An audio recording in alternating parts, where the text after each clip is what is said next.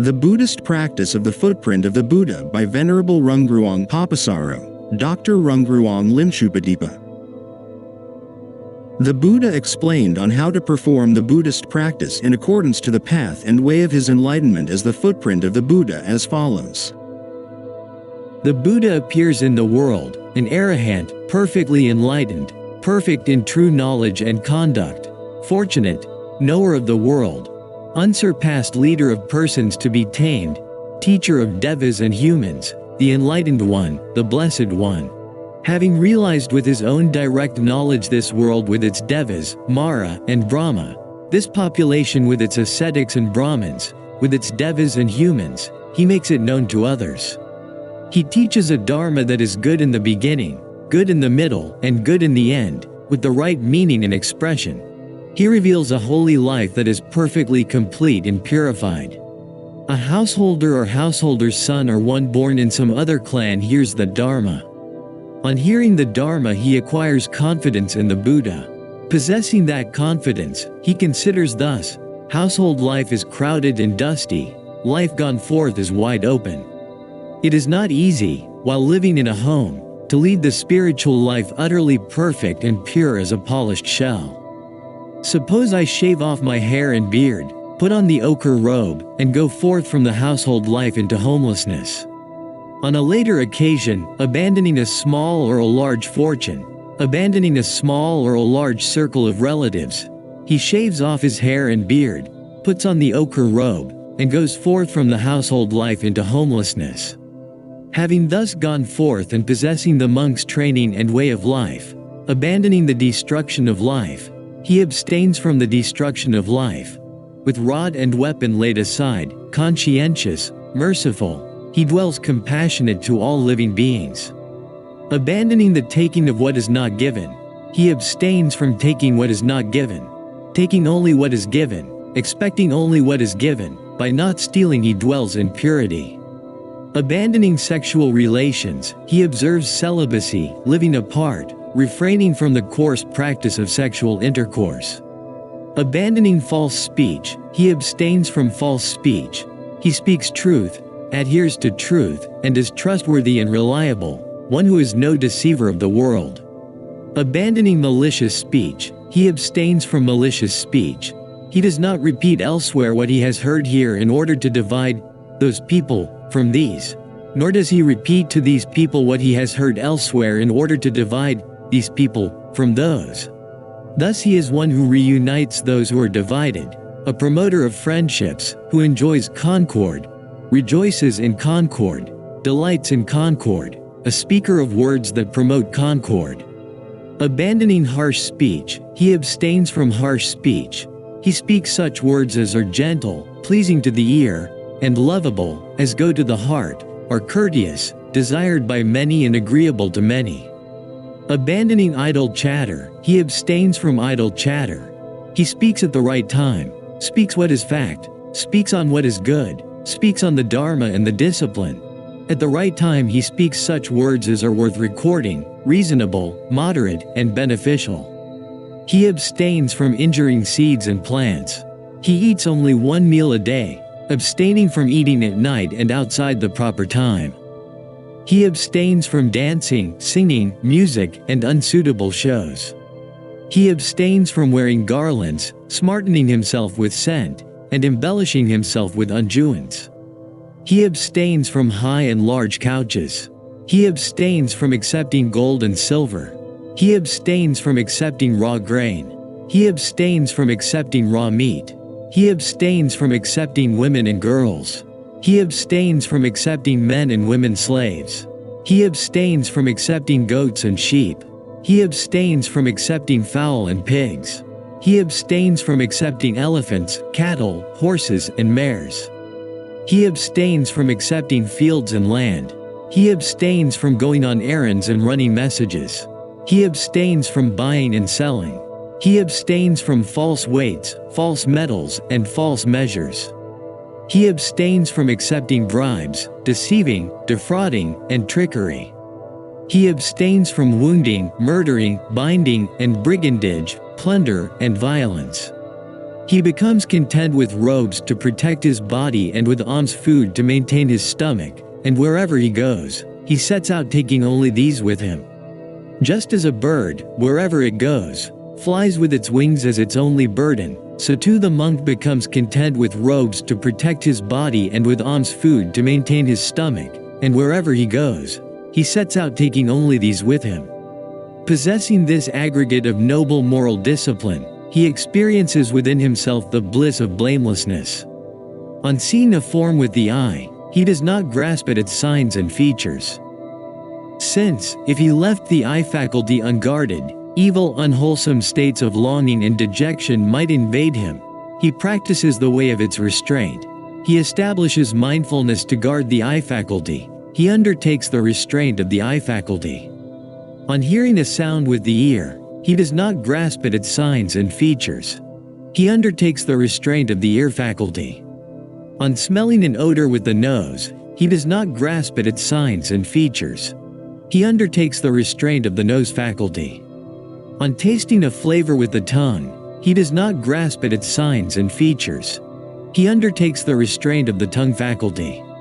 On feeling a tactile object with the body, he does not grasp at its signs and features. He undertakes the restraint of the body faculty. On cognizing mental phenomenon with the mind, he does not grasp at its signs and features. Since, if he left the mind faculty unguarded, evil unwholesome states of longing and dejection might invade him, he practices the way of its restraint. He establishes mindfulness to guard the mind faculty, and he undertakes the restraint of the mind faculty. Possessing this noble restraint of the sense faculties, he experiences within himself an unsullied bliss.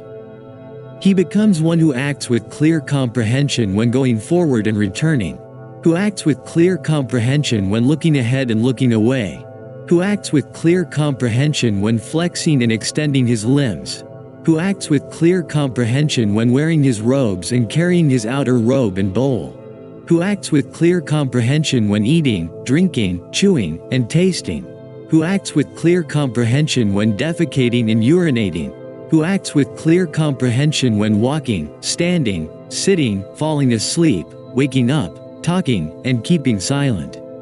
Possessing this aggregate of noble moral discipline, and this noble restraint of the faculties, and possessing this noble mindfulness and clear comprehension, he resorts to a secluded resting place, the forest, the root of a tree, a mountain, a ravine, a hillside cave, a charnel ground, a jungle thicket, an open space, and a heap of straw. On returning from his alms round after his meal, he sits down, folding his legs crosswise, setting his body erect, and establishing mindfulness before him. Abandoning longing for sensual pleasure of the world, he dwells with a mind free from longing. He purifies his mind from longing. Abandoning ill will and hatred, he dwells with a mind free from ill will, compassionate for the welfare of all living beings. He purifies his mind from ill will and hatred. Abandoning dullness and drowsiness, depression, he dwells free from dullness and drowsiness, percipient of light, mindful and clearly comprehending. He purifies his mind from dullness and drowsiness. Abandoning restlessness and remorse, anxiety, he dwells free from agitation with a mind inwardly peaceful. He purifies his mind from restlessness and remorse. Abandoning doubt, he dwells having gone beyond doubt, unperplexed about wholesome states. He purifies his mind from doubt. Having thus abandoned these 5 lower fetters, defilements of the mind that weaken wisdom, secluded from sensual pleasures, secluded from unwholesome states, he enters and dwells in the first jhana, which is accompanied by thought and examination, with rapture and happiness born of seclusion. This is called a footprint of the Buddha, something scraped by the Buddha, something marked by the Buddha, but a noble disciple does not yet come to the conclusion. The Blessed One is perfectly enlightened. The Dharma is well expounded by the Blessed One. The Sangha is practicing the good way. Again, with the subsiding of thought and examination, he enters and dwells in the second jhana, which has internal confidence and unification of mind, is without thought and examination, and has rapture and happiness born of concentration. Again, with the fading away as well of rapture, he dwells equanimity and, mindful and clearly comprehending, he experiences happiness with the body. He enters and dwells in the third jhana of which the noble ones declare. He is equanimity, mindful, one who dwells happily.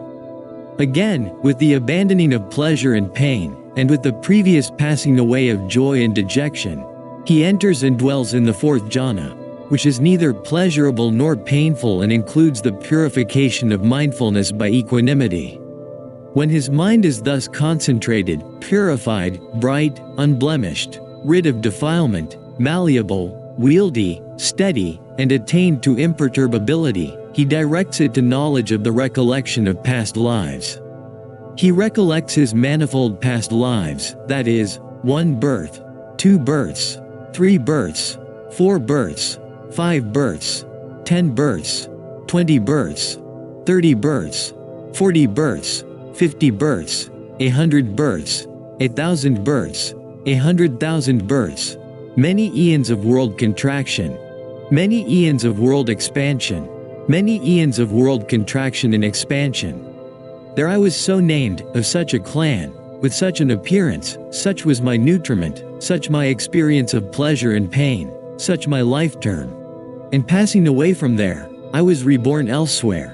And there too I was so named, of such a clan, with such an appearance, such was my nutriment, such my experience of pleasure and pain, such my life term. And passing away from there, I was reborn here. Thus with their aspects and particulars he recollects his manifold past lives. This too is called a footprint of the Buddha, but a noble disciple does not yet come to the conclusion.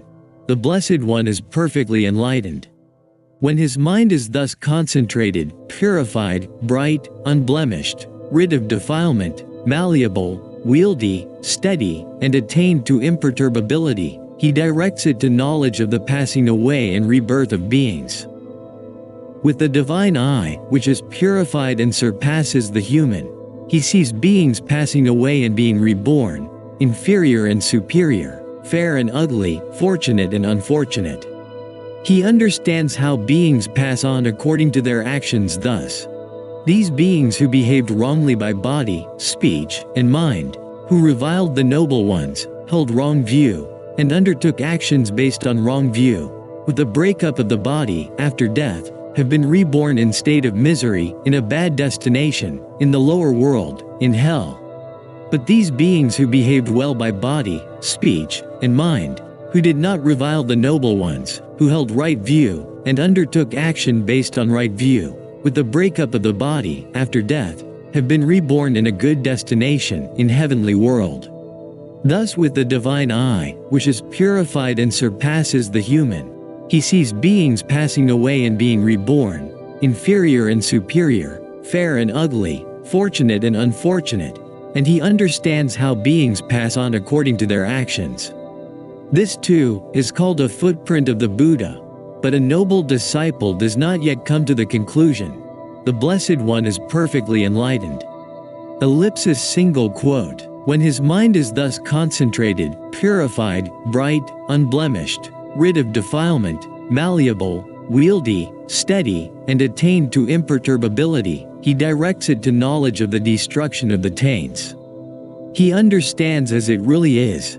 This is suffering. This is the origin of suffering. This is the cessation of suffering. This is the way leading to the cessation of suffering. He understands as it really is. These are the taints.